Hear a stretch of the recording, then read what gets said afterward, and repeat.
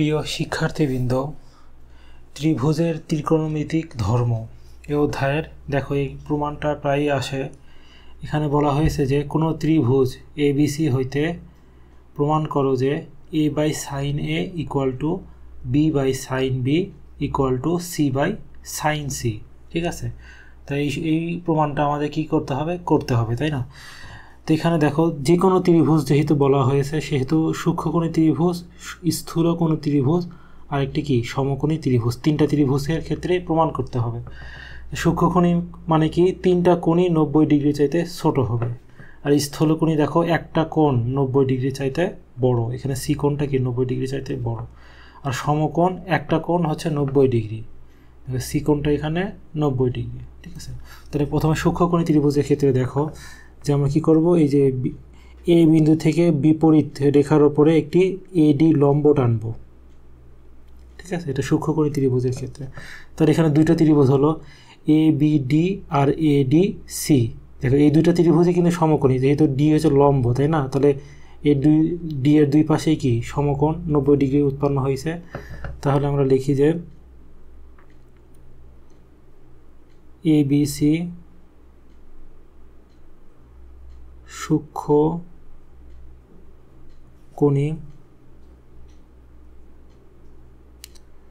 ত্রিভুজের শীর্ষ A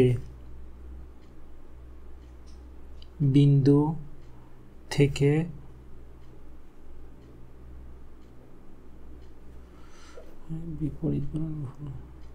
বিপরীত BC বাহুর ওপর AD লম্ব টানি। ওকে, তো লম্ব টানার পরে কি হলো, এখানে যে ABD সমকোণী ত্রিভুজের আমাদের কি করতে হবে, সাইনের কোণ নিতে হবে, তাই না? তাহলে আমরা কি লিখি সাইন বি, এটা কিন্তু বি, তাই না? সাইন বি বা বি কোণ, সাইন বি সমান কি লিখতে পারি, দেখো সাইন মানে কি লম্ব বাই অতিভুজ, তো লম্ব হচ্ছে এডি আর অতিভুজ এবি,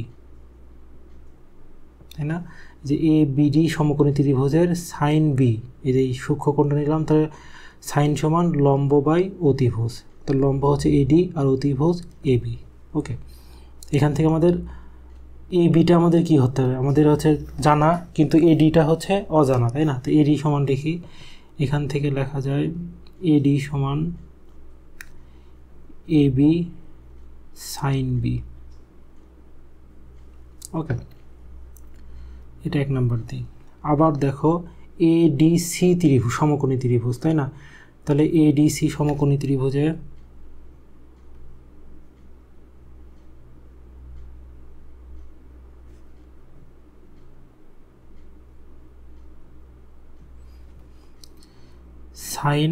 সাইন বের করতে হবে আমাদের। তাহলে দেখো সাইন সি সমান, এক্ষেত্রে এটা হচ্ছে সূক্ষ্মকোণ, তাই না? তাহলে সাইন মানে কি লম্ব বাই অতিভুজ, লম্ব হচ্ছে এডি আর অতিভুজ এসি, তাই না? অতিভুজ হচ্ছে এসি। এখান থেকে আমাদের কি লিখতে পারি, এডি সমান এসি সাইন সি। ওকে, তাহলে দেখো এই যে এই এক নম্বরে এডি আর দুই নম্বরে এডি, তাহলে এডি সমান এডি, তাই না? তাহলে 1 ও 2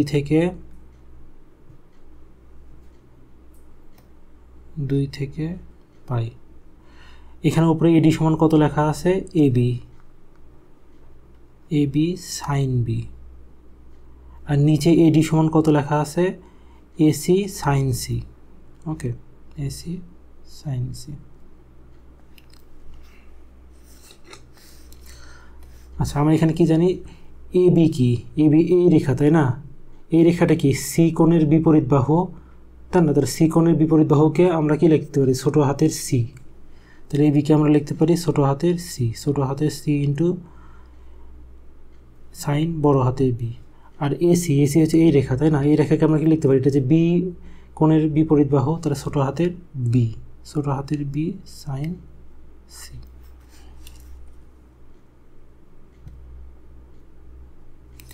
তাহলে আমরা কী বলবো? এই যে সাইন বিটা এই বির নিচে নিয়ে আসি, আর সাইন সিটা এই সির নিচে নিয়ে আসি। তাহলে ছোটো হাতের সি বাই সাইন বড় হাতের সি, আর ছোটো হাতের বি বাই সাইন বড় হাতের বি। দেখছো এটা এই যে সূত্রের এক অংশে প্রমাণ হলো না? এই যে B by sine B is equal to C by sine C. এটা এখন প্রমাণ করলাম যে B by sine B is equal to C by sine C.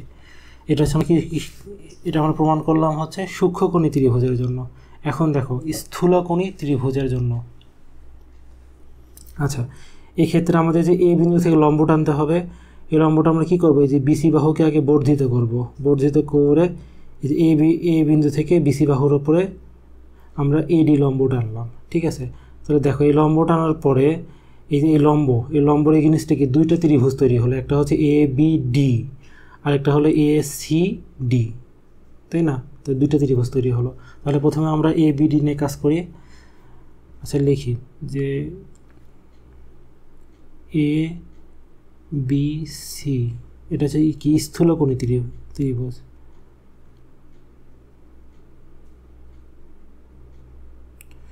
স্থূলকোণী ত্রিভুজের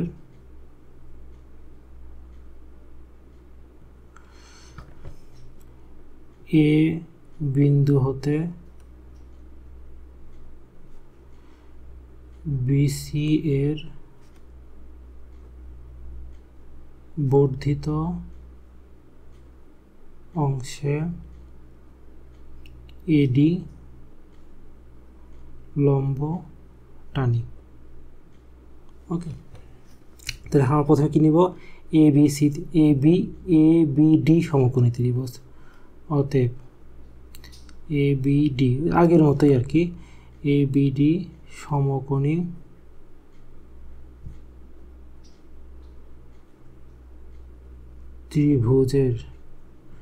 ত্রিভুজের আবার ওই যে সাইন এই বি কোণ, তাহলে সাইন বি কোণ সমান লম্ব বাই অতিভুজ, তাই না? সাইন মানে কি? লম্ব বাই অতিভুজ। তাহলে লম্ব হচ্ছে এডি আর অতিভুজ হচ্ছে এবি। এখান থেকে লেখা যায় যে AD is equal to AB sine B. Okay, এটা আমরা 1 নম্বর দিই। আবার এখন দেখো আমরা এই ত্রিভুজটা নিছি, এখন এই যে এ সি ডি আরেকটা ত্রিভুজ আছে, তাহলে এ সি ডি সমকোণী ত্রিভুজে আবার দেখো এখানে আবার সাইন নিতে হবে। সাইনে কোনটা নিব আমরা? এ সি ডি এর সি কোণটা নিব, সি কোণ সূক্ষ্মকোণ, তাই না? তাহলে সাইন সি ইকুয়াল টু, দেখো সাইন মানে কি? লম্ব বাই অতিভুজ, তাহলে এডি ডিভাইডেড বাই এসি। একদম সিম্পল, আগের মতোই, শুধু আঁকানোটা আলাদা। তাহলে এখান থেকে আমরা পাই হচ্ছে এডি সমান এসি সাইন সি, এটা সমীকরণ 2। আর 1 আবার 2, ঠিক আছে? 1 ও 2 নং হতে এই যে এখানেও এডির মান দেওয়া আছে, 2 কে এডির মান দেওয়া আছে, তাহলে এই এডির মান সমান এই এডির মান লিখতে পারি আমরা, কি লিখতে পারি আমরা? A B sine B equal to AC sine C. ঠিক আছে, তাহলে আমরা এ বির পরিবর্তে লিখতে পারি হচ্ছে সি, ছোটো হাতের সি সাইন বড় হাতের বি। এসির পরিবর্তে আমরা কি লিখতে পারি? ছোটো হাতের বি সাইন সাইন বড় হাতের সি। ঠিক আছে, তাহলে সি এর নিচে আসবে সাইন সি, ছোটো হাতের সি এর নিচে সাইন বড় হাতের সি, আর বি এর নিচে আসবে সাইন বি সাইন বড় হাতের বি। ওকে, এখান থেকে প্রমাণ হয়ে গেল। এটা হলো কি স্থূলকোণী ত্রিভুজের ক্ষেত্রে। ঠিক আছে, এখন আমরা সমকোণী ত্রিভুজের ক্ষেত্রে প্রমাণ করব। দেখো সমকোণী ত্রিভুজে এখানে সি কোণটা কি? সমকোণ, তাই না? তাহলে লিখি এ বি সি সমকোণী ত্রিভুজের সি কোণ সমান 90 ডিগ্রি। ওকে, অতএব সাইন, তাই না, সাইন নেব, sine B is equal to লম্ব বাই অতিভুজ, তাহলে এসি বাই এবি।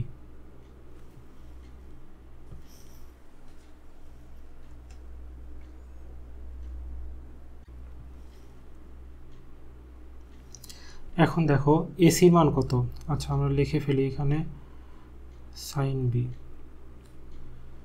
এসি মান হচ্ছে বি আর এ বির মান সি।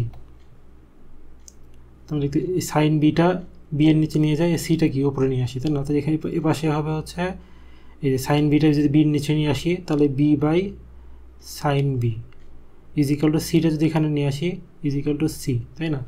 আবার এখানে কি লেখা যায়, সি বাই 1, ঠিক আছে?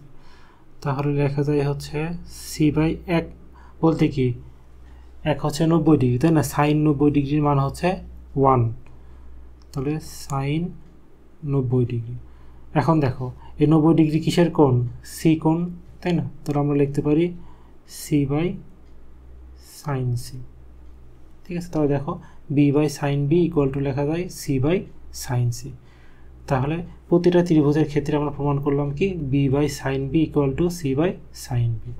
এখানে লিখতে পারো অনুরূপভাবে প্রমাণ করা যায় যে A by sine A equal to B by sine B equal to C by sine C, সেটাও তোমরা লিখে দাও। অনুরূপভাবে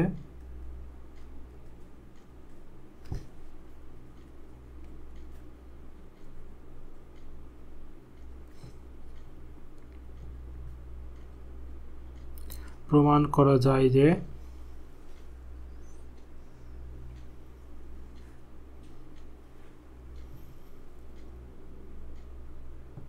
a by sin a equal to b by sin b equal to c by sin c।